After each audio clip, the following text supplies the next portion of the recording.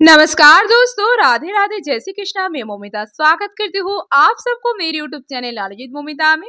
दोस्तों, कैसे हो आप सब? उम्मीद करती हूँ आप सभी बहुत ही अच्छे होंगे। दोस्तों, आज चैत्र मास का सोमवती अमावस्या है, तो आप सबको मेरी तरफ से सोमवती अमावस्या का हार्दिक शुभकामनाएं। दोस्तों, आज सोमवती अमावस्या के शुभ अवसर पर मैं आप सबके साथ सोमवती अमावस्या की व्रत कथा शेयर करूंगी। तो ये जानने के लिए मेरे साथ वीडियो में अंत तक जरूर बने रहेगा। आशा करती हूँ वीडियो आप सबको बहुत पसंद आएंगे। तो चलिए देर न करते शुरू करते हैं आज का वीडियो। ओम नमो भगवते वासुदेवाय नमः। ओम गणेशाय नमः। सोमवती अमावस्या व्रत कथा के अनुसार एक गरीब ब्राह्मण परिवार था। उस परिवार में पति पत्नी एवं उसकी एक पुत्री भी थी। उनकी पुत्री समय के गुजरने के साथ साथ धीरे धीरे बड़ी होने लगी। उस पुत्री में बढ़ती उम्र के साथ सभी स्त्रियोचित समगुण का विकास हो रहा था, सगुण का। तो वह कन्या सुंदर, संस्कारवान और गुणवान भी थी, परंतु गरीब होने के कारण उसका विवाह नहीं हो पा रहा था। एक दिन उस ब्राह्मण के घर एक साधु महाराज पधारे। साधु उस कन्या के सेवा भाव से अत्यधिक प्रसन्न हुए और कन्या को लंबी आयु का आशीर्वाद देते हुए साधु ने कहा कि इस कन्या के हाथ में विवाह योग्य रेखा नहीं है। तब ब्राह्मण दंपति ने साधु से इसका उपाय पूछा। कन्या ऐसा क्या करे कि उसके हाथ में विवाह योग बन जाए? साधु महाराज ने कुछ देर विचार करने के पश्चात अपनी अंतर्दृष्टि में ध्यान करके बताया कि कुछ ही दूरी पर एक गांव में सोना नाम की एक धोबिन महिला अपने बेटे और बहू के साथ रहती है, जो बहुत ही आचार विचार एवं संस्कार संपन्न तथा पति परायण है।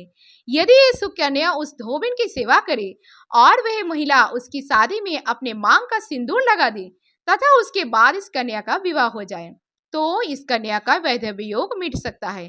साधु ने यह भी बताया कि वह महिला कहीं बाहर आती जाती नहीं है। ये बात सुनकर ब्राह्मणी ने अपनी बेटी से धोबिन की सेवा करने का प्रस्ताव रखा। अगले दिन से ही कन्या प्रातःकाल ही उठकर सोना धोबिन के घर जाकर साफ सफाई एवं अन्य सारे कार्य करके अपने घर वापस आने लगी।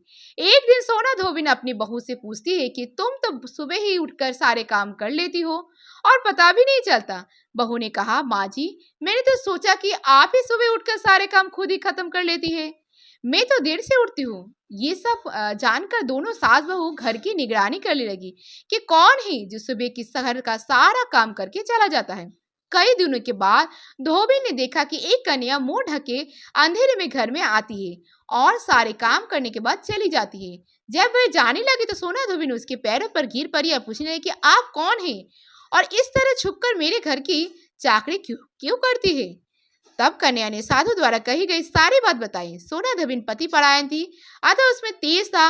वह तैयार हो गए। सोना धोबिन को पति को थोड़ा अस्वस्थ सोना धोबिन के पति, तो उसने अपनी बहू से अपने लौट आने तक की घर पर ही रहने का कहा। और सोना धोबिन ने जैसे ही अपनी मांग का सिंदूर उस कन्या के मांग में लगाया तो सोना धोबिन की पति मर गया। उसे इस बात का पता चल गया और वह घर से निर्जल ही निकली थी। ये सोचकर कि रास्ते में कहीं पीपल का पेड़ मिलेगा तो उसे भावड़ी देकर उसकी परिक्रमा करके ही जल ग्रहण करी। उस दिन सोमवती अमावस्या थी। ब्राह्मण के घर मिले पुए पकवान की जगह उसने ईंट के टुकड़े से 108 बार भवड़ी देकर 108 बार पीपल के पेड़ की परिक्रमा की। उसके बाद जल ग्रहण किया।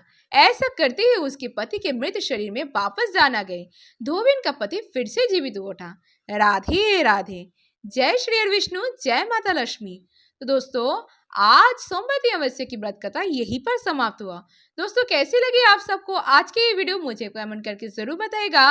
वीडियो अगर अच्छी लगी हो तो वीडियो को अच्छे से लाइक और शेयर जरूर कीजिएगा। ऐसे और वीडियोस पाने के लिए मेरे चैनल लालजीत मोमिता को जरूर सब्सक्राइब कीजिएगा और सब्सक्राइब के बगल में बेल आइकन दबाना मत भूलिएगा ताकि नए नए वीडियो की नोटिफिकेशन जल्द से मिल जाए। कमेंट में जय भोलेनाथ, जय माता पार्वती, जय श्री हरि विष्णु, जय माता लक्ष्मी लिखना मत भूलिएगा। आप मुझे फेसबुक इंस्टाग्राम फॉलो कर सकते हैं। मेरे Facebook Instagram link description box में दिया गया है, आप चाहे तो चेक कर सकते हैं। आज के लिए इतना ही। मैं मिलूंगा नेक्स्ट वीडियो में। तब तक के लिए tata bye, thanks for watching. Radhe Radhe, जय श्री कृष्णा।